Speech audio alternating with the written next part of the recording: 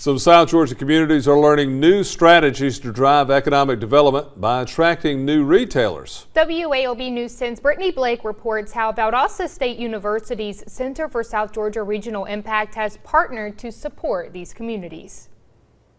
The Retail Academy provides city and county leaders with the necessary resources and support to attract retailers that drive in economic development and enhance the quality of life for residents. In partnership with VSU and Retail Strategies, a United States Department of Agriculture grant is helping develop effective outreach strategies.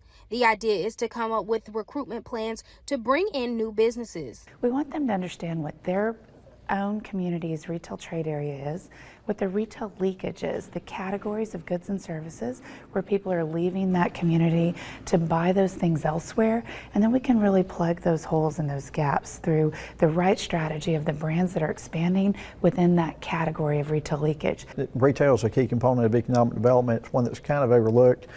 People take retail for granted and they're always looking at industry, which is important, but it's 25% of your sales usually in a community. It creates jobs, it creates sales tax revenue, and it also creates services for people to be able to shop at home rather than having to travel out of town for goods and services. Millgrave says Retail Academy has seen success in more than 300 communities across the country. The biggest lesson they teach is patience. We've got to plant seeds here. We've got to do it intentionally and proactively.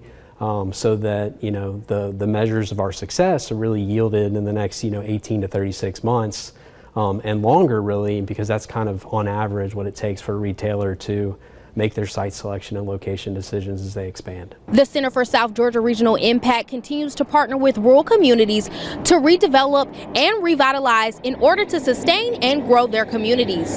Brittany Blake, WAOB, your hometown news source.